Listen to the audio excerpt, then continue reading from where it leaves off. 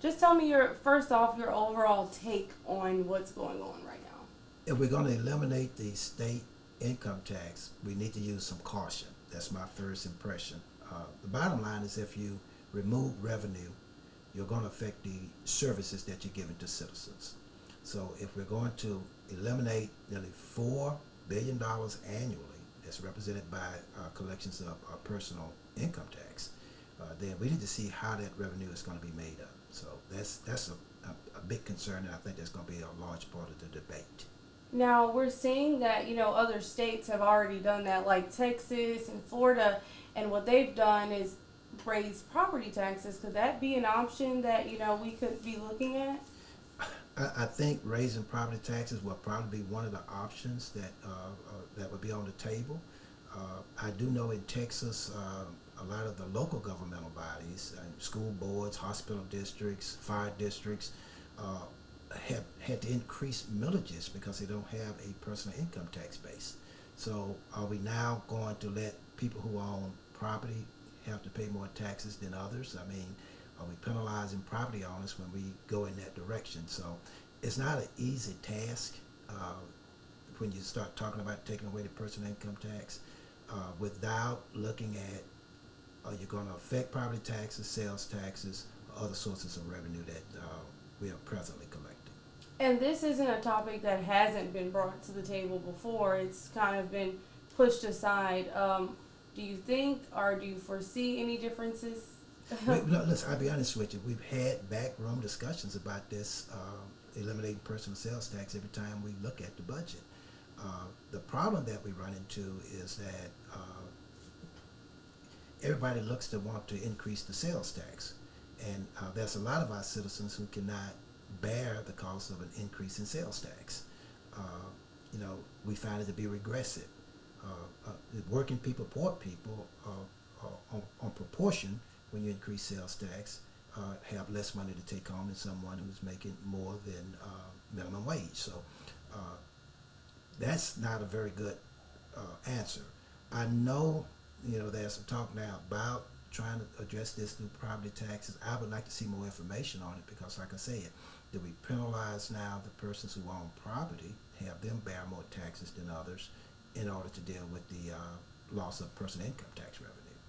And so right now this is being discussed by the Ways Committee. So kind of what happens next? Can you kind of explain the process of where this is and what happens next? I am happy that the Ways and Means Committee, which is one of the strong finance committees in the state legislature, is taking a look at it now so that we have some good information to consider when we go into the session next year. So what will happen now is that there will be a study, obviously, to try to determine how much money is lost if we eliminate the personal income tax. What would be some options to make up for the lost revenue? How would it affect the overall budget? And then that is something that will probably be further discussed when the committee meets again during the session. And then some recommendation will come to the legislative body for us to vote on. I mean, that was what the process would look like. But obviously, again, I think caution is the word, because anytime you eliminate a source of revenue, you have to talk about, are you going to cut some services? What are those services going to be? And we're talking about $39 billion annual budget for the state, and the collection of the personal income taxes is around $4 billion. So that's a pretty serious loss of income on an annual basis. And currently, speaking of that, what do these state taxes kind of help so people know, if this is gone, this is what could be factored? Well, the two areas that will probably be affected the most is going to be education. That's your K through 12, colleges and universities, and healthcare. That's your safety net hospitals and hospitals where many of your working people and poor people have to go to. Those are generally the first two areas where some reductions will come in. So once again, citizens can be affected by that. You leave those two areas, you're certainly looking at corrections, public safety. You're looking at a lot of services that all of our citizens are dependent upon that could be affected if money comes out. Now, I don't want to cast a lot of gloom on the subject. I do think it's a subject that's worth talking about, but we're going to have to be a little open to more ways to make up lost revenue, one of which would have to be, do we need to look at the amount of sales tax exemptions we have in this state? We collect far less in sales tax than we should because we have so many exemptions that are on the book. And so when you get into that subject matter, you have a lot of special interest groups who are going to come to the table to fight to keep tax breaks or exemptions and things of that nature. Unless we're really going to have an open mind about this process and begin to look in that area, I think it's going to be somewhat difficult to completely eliminate personal income taxes. And is there anything else you'd like to add?